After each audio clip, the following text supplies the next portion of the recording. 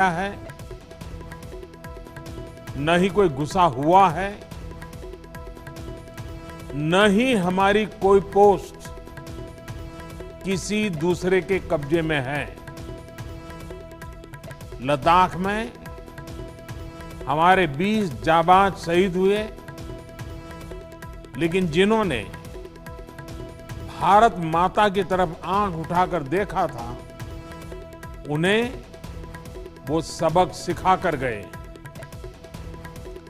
उनका ये शौर्य, ये बलिदान हमेशा हर भारतीय के मन में अमिट रहेगा। साथियों, निश्चित तौर पर चीन द्वारा एलएसी पर जो किया गया है, उससे पूरा देश आहत है, आक्रोशित है। ये भावना हमारी इस चर्चा के दौरान भी आप सबके माध्यम से बार बार प्रकट हुई है। मैं आपको भी आश्वस्त कर रहा हूं कि हमारी सेना देश की रक्षा के लिए कोई कसर नहीं छोड़ रही। डिप्लॉयमेंट हो, एक्शन हो, काउंटर एक्शन हो, जल थल नभ में हमारी सेनाओं को देश की रक्षा के लिए जो करना है वो कर रही है।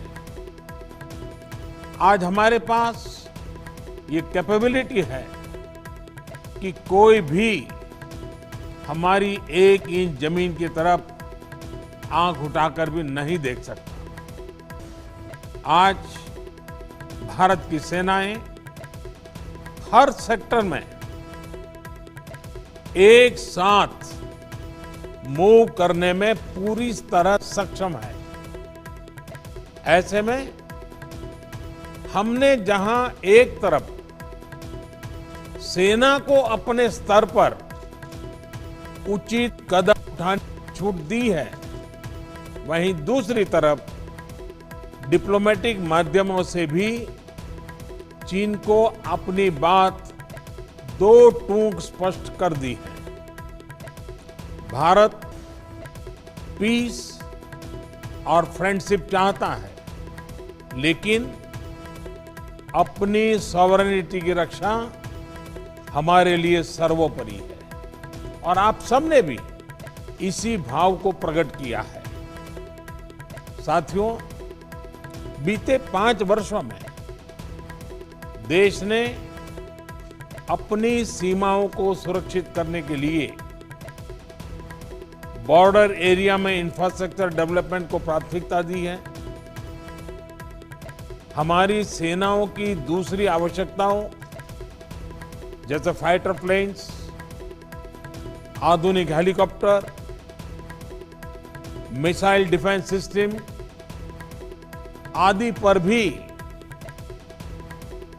हमने बहुत बल दिया है। नए बने हुए इंफ्रास्ट्रक्चर की वजह से खासकर एलएसी में अब हमारी पेट्रोलिंग की कैपेसिटी भी बढ़ गई है।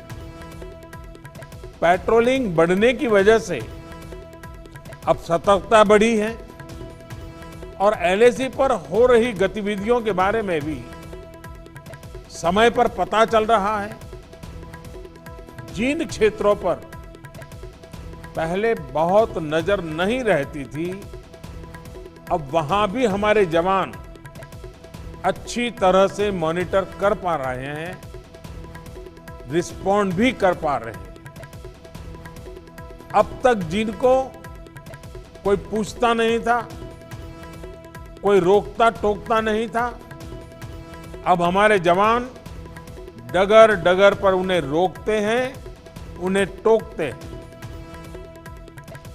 बेहतर हो रहे इंफ्रास्ट्रक्चर से एक मदद ये भी मिली है कि हमारे जवान जो उस कठिन परिस्थिति में वहां तैनात रहते हैं, उन्हें साजो सामान पहुंचाने में आसानी हुई है। साथियों, राष्ट्रहित देशवासियों का हित हमेशा हम सभी की सर्वोच्च प्राथमिकता रही है। चाहे ट्रेड हो, कनेक्टिविटी हो,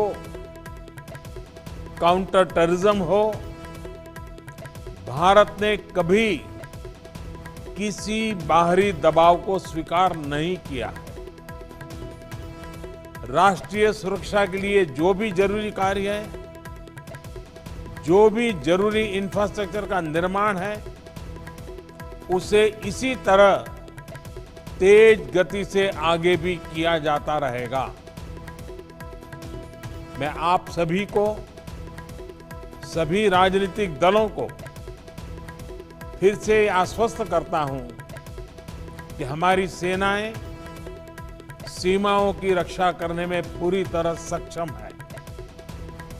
हमने उन्हें यथोचित कार्रवाई के लिए पूरी छूट दी हुई है।